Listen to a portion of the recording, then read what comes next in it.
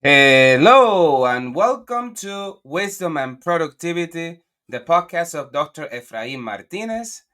I am a principal in search of wisdom, and I have found productivity to be a great tool for success. Today's episode title is Applying Principles to Leadership.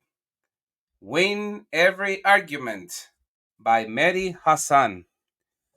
Today we'll be discussing the lessons learned in the book Win Every Argument by Mehdi Hasan and how school leaders can apply its principles to support the improvement of their schools.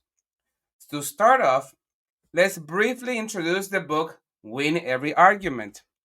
This book is a comprehensive guide to the art of persuasion and argumentation. Hassan explores various techniques and strategies for effectively making your case and convincing others of your point of view. He argues that we need to get better at arguing, not because we want to win all the time, but because we want to find the truth and make better decisions. Now, let's take a dive into some of the key lessons from the book that the school leaders can apply to their roles. Number one, know your audience. One of the fundamental principles highlighted by Hassan is the importance of understanding your audience. In the context of education, this means school leaders should know their staff, their students, parents, community, and administrators. By understanding their needs, concerns, aspirations, leaders can better communicate and make decisions that resonate with their community. So, let me give you an example. When a principal is leading a school, they are in charge of the staff that they are leading. It is so important that you take the time to get to know people, know where they're coming from, what are their stories, what is that they value. You need to sincerely care for your staff. Today I was reading in a book of Mike Bayer and Nayeli that Mike Fullan says that of all his lessons, the number one most important one was that you need to sincerely love the staff that you lead.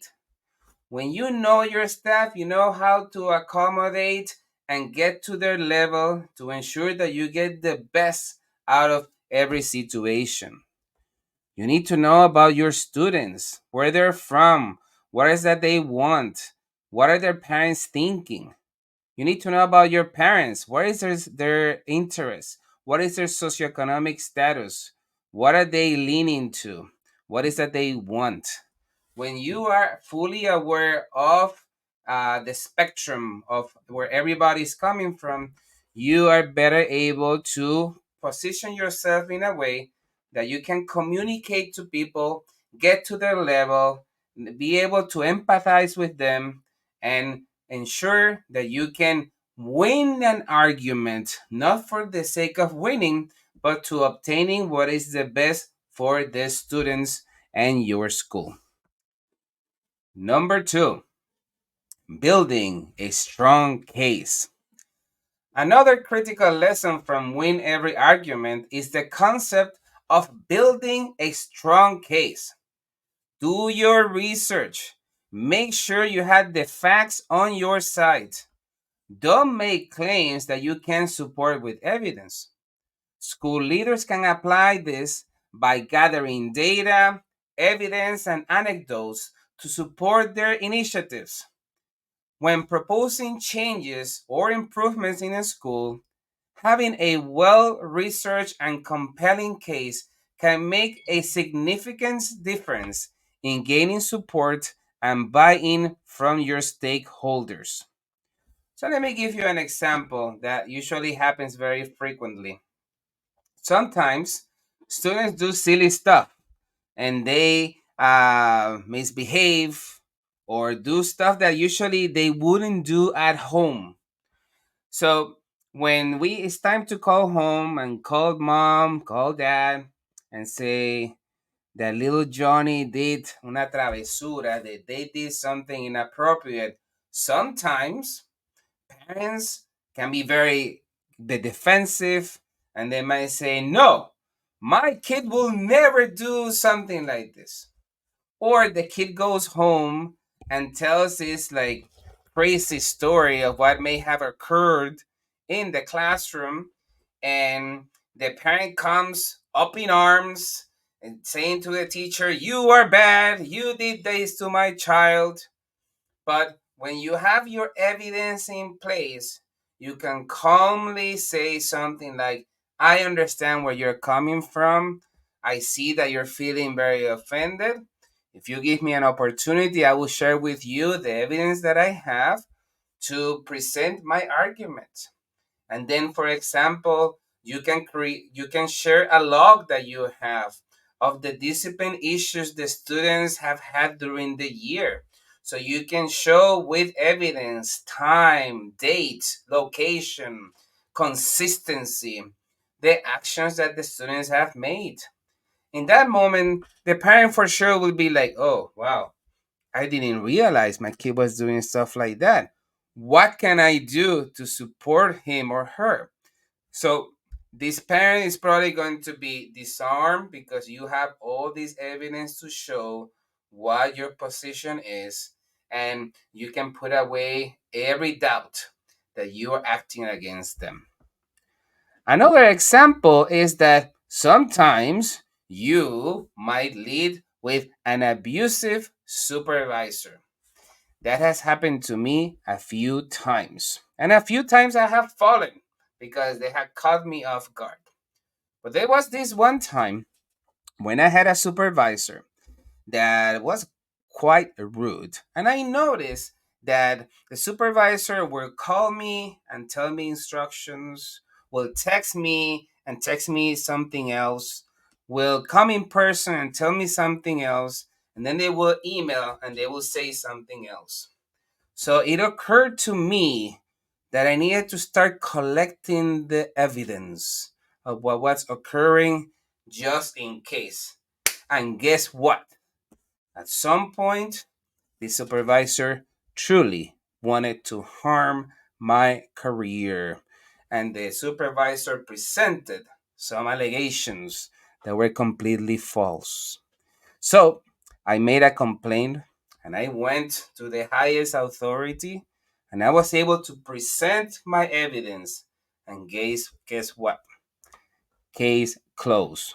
All charges were dropped because I was able to prove that this supervisor was having a pattern of abusive behavior towards me. It is very unfortunate that this happens in the world of education, but it happens in all industries. So I truly believe that when you do good things happen. But please be aware that when you document things, both quantitative and qualitative data, it can support you along the way. Next principle, effective communication. Effective communication is in the at the heart of winning arguments. And this applies to school leadership as well. Mehdi Hasan emphasizes the importance of clarity and simplicity in your message. School leaders should be able to explain their vision, goals, and strategies in a way that is easy for everyone to understand, from teachers to parents and students. Let me give you a couple of examples. At a school, you need to ensure that you have a clear and concise message with the students. Because when the students have a guide, they will follow your lead. But when there's no guide, everything is open to interpretation. So at my school, with the collaboration of the faculty and staff, we came up with several principles for students to follow. And because we're the panther, that the panther roars, we use the principles of roar. And roar stands for being responsible, being organized, being accountable, and being reflective. These four life principles will serve students for the rest of their lives.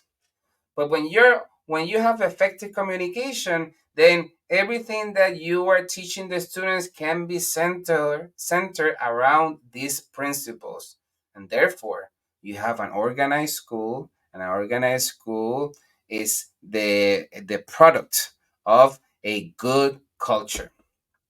Because remember, when you have also a motto, something that people can be guided by, then people align in the principles of the school. So at the school, we have the principle of when you do good things happen. And this can apply for everything in life. If I lift weights, I gain muscle. If I eat healthy, I have a healthy life. If I treat my partner with love and care, I'm going to be treated with love and care. And the opposite is true too. When we don't do things that are good, we are not going to get good results. So, once again, when you have a clear and concise communication that is effective, then you have everybody following the guidelines, following the principles, and you get the results that you look for. And finally, active listening. Active listening is a skill highlighted in the book that school leaders should prioritize. By genuinely listening to the concerns and feedback of their staff, students, and parents, leaders can build trust and demonstrate that they value the input of their community. This, in turn, can lead to more productive and collaborative decision making. So, the example that comes to mind is in the show Ted Lasso in the first season, when Ted was getting all the feedback from everybody. One of the things that he listened, there was a biggest complaint, is that the showers were not working.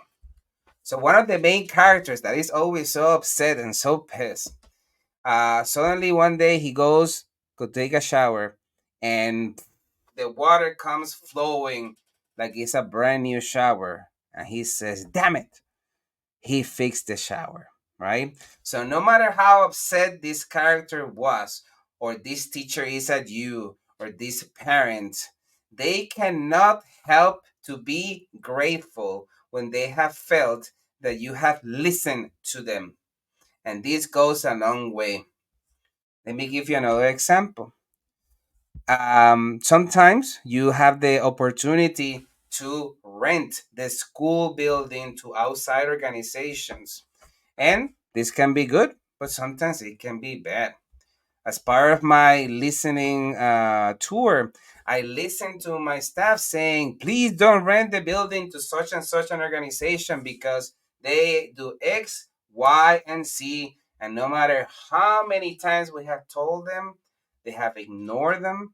They have ignored our rejections. They have ignored our complaints, and they still do this problem, and we have to deal with the results while at the same time trying to meet the needs of students. So I listened to that, and that was a quick gain for the school because I was able to stop that immediately. And then guess what? People started realizing, wow, he did listen to us. He empathetically listened to us and did modifications based on feedback. People value that, and people start respecting you because you have respected them. And finally, the final principle, handling opposition. In any leadership role, there will be opposition and resistance to change. Hassan's book provides strategies for handling opposition gracefully. By actively listening, providing evidence, addressing specific concerns, fostering open dialogue, highlighting benefits, seeking compromise, and following up, you can handle opposition in a way that not only addresses concerns but also builds trust and support for your leadership decisions within the school community. So when I was a principal in Chicago, sometimes I had meetings, what I call discipline meetings with employees, and I will meet with representatives of the union before the meeting with the teachers. And in those meetings, the union person will tell me, listen, I appreciate you. You're a great leader, but I have to protect this person. So get ready. I'm going to put my gloves and I'm going to swing at you. So it reminded me of wrestling. When I was a kid, I used to watch WWF, eventually WWE, with my father. And I will see all these people talking smack about each other. I'm going to get in the ring. I'm going to. But as I grew older and learned more about what really happened behind the scenes, is that all these people were friends and they would go and have dinner together and go to parties and all that kind of stuff. So what is that we can learn from this is that you can be on opposite sides of the opponent, but you don't have to be their enemy. You can still be friends and win their influence and win their friendship because you can listen, you can compromise, you can understand, you can apologize when you had done something wrong, and you certainly, like Lincoln said, can catch more bees with honey. If you throw a bat at the al panal de abejas, all those bees are gonna come at you. But if you have honey, you can catch many of them. Let's take a quick pause to celebrate the Teach Better community. This podcast is a proud member of the Teach Better Podcast Network. Better today, better tomorrow, and the podcast to get you there. Explore more podcasts at www.teachbetterpodcastnetwork.com. Now let's get back to the episode. As we wrap up the episode, it's clear that the lesson from Win Every Argument by Mehdi Hasan have direct applications in the world of education and school leadership. By understanding your audience, building strong cases, communicating effectively, actively listening, and handling opposition, school leaders can create a more positive and productive environment for their schools. Thank you for joining this episode of Wisdom and Productivity. We hope you found these insights from Mehdi Hassan's book valuable and applicable to your role as a school leader. Please keep in mind, effective communication and persuasion are essential tools for success in education and beyond. Until next time, please remember, when you do good things happen. Thank you for listening to Wisdom and Productivity, the podcast of Dr. Efraín Martinez. Chulu. And I love that production. Chill out.